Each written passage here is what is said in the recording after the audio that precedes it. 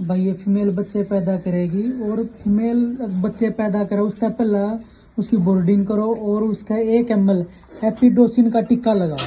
1 ml लगाना भाई, इससे योनि का मुंह खुल जाएगा और बच्चे आराम से पैदा करेगी, दर्द नहीं होगा भाई। या बोर्डिंग कर दी और भी इसका 1 ml का टिक्का लगा देंगे।